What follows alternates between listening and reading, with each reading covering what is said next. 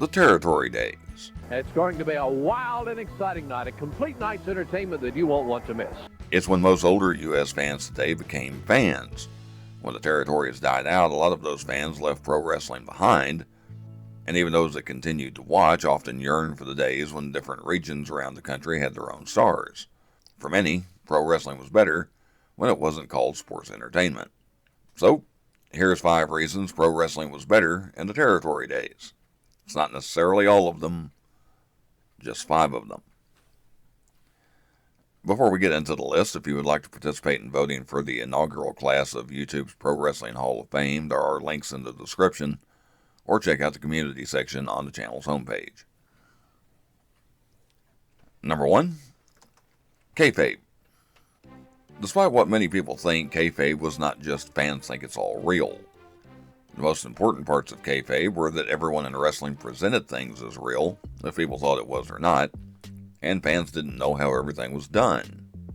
By the 1980s, most fans knew not everything was on the up and up, they just didn't know the inner workings of pro wrestling, or what to look for in a match. This all applied to the wrestlers themselves as well, even if they weren't in the ring. For example, when Kamala the Ugandan Giant made his world-class debut in the early 1980s, I think most Dallas fans knew he wasn't really from Uganda. What they didn't know was he was really James Harris from Mississippi, and had already appeared in the Dallas territory 3 years earlier as Sugar Bear Harris. At the very least, fans thought he was a strange guy that they only ever saw as the spear-carrying Kamala following the orders of Skandar Akbar, and not an Instagram post in sight to steer anybody in a different direction. Number 2, finishers finished. If it was Jimmy Snuka's Superfly Splash or Jake Roberts' DDT, 99% of the time it was hitting the finisher that got the pop from the crowd. That's why it's called a finisher. After all, it finished the match. Otherwise, it's just another move. In recent years, it hasn't been unusual to see Roman Reigns hit half a dozen spears or Brock Lesnar use multiple F5s and their opponent still kicks out as they sit with a shocked look on their face. Frankly, there is nothing shocking about it when it happens in every match. Randy Orton is one of the few modern wrestlers that has successfully protected their finisher and kept it as something that finishes. The crowd reaction Orton gets when he hits the RKO mirrors the response when a finisher was hit years ago. We could use more of that in today's wrestling. Number 3, bloody good. Now to start, I'm not saying every match should be JBL versus Eddie Guerrero, but a little blood went a long way during the Territory Days. Blood, color, juice, whatever you want to call it. Wrestlers like Ric Flair and Dusty Rhodes made it a part of their shtick, and it worked. Something like a cage match was almost pointless if there wasn't a little blood involved, and it helped to emphasize the violence of a match. Old school fans can't even imagine Roddy Piper versus Greg Valentine in a dog collar match without a little splash of red. To drive the point home even further, arguably the most iconic visual in recent years is a bloody Becky Lynch standing in the crowd during an episode of Raw. But to be fair, it's not as simple as it used to be, and it actually connects to the loss of kayfabe. Fans are aware of where the blood during a match comes from these days, so it does make it a little awkward. Still, blood can be a great storytelling device if used right in pro wrestling, and the visual of a bloody warrior after a battle can still drive emotion.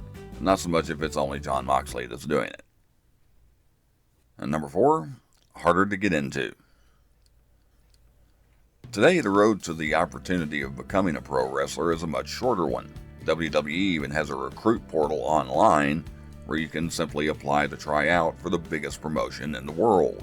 It certainly wasn't always that way. While wrestling schools became more prominent in the 1980s, prior to that, you basically just had to be in the right place at the right time and meet the right person. Aside from people like the Von Erichs or the Harts who were born into it, most potential pro wrestlers had to wait until they were approached by someone who thought they had the right look or the right talent. Even then, those that got the opportunity were put through rigorous physical and mental tests to see if they were serious about the business. This helped lead to a better overall product as there was a more select group of people involved. Just being pretty or having a good body wasn't enough to get a wrestler on the main roster, and even for those deemed to have potential, it might take years of traveling and paying dues.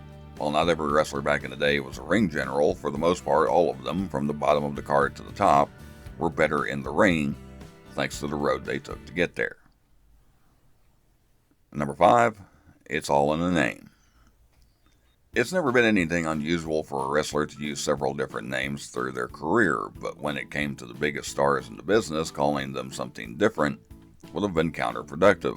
Dusty Rhodes, Bruiser Brody, all the way back to the likes of Lou Thez and Gorgeous George, the name of the biggest stars was the draw for a big crowd. The failure of going against that grain was evident when the then WWF tried to rebrand Kerry Von Erich as the Texas Tornado, and it didn't really work. With the bigger companies having a national audience these days, it's actually become easier for a wrestler to establish themselves under a certain name. However, with more emphasis put on registered trademarks and legalities, the name now belongs to the company and not the wrestler, though there are some exceptions. Braun Strowman reverted to his real name, Adam Scherr. Sasha Banks became Mercedes Moné. Mariah May becomes Blake Monroe. They all leave something of a hesitation with fans, many of whom will still refer to them by the names they held previously. Letting wrestlers own the names could be on the list of things that are better today, but there are other things on that list. I hope you enjoyed this edition of 5 Things. Yes, there will be another video about things that are better today. For now, if you'd like to check out other 5 Things videos or more pro wrestling content, click one of the links on the end screen. Please like, share, comment, and subscribe, not necessarily in that order. And I will see you next time.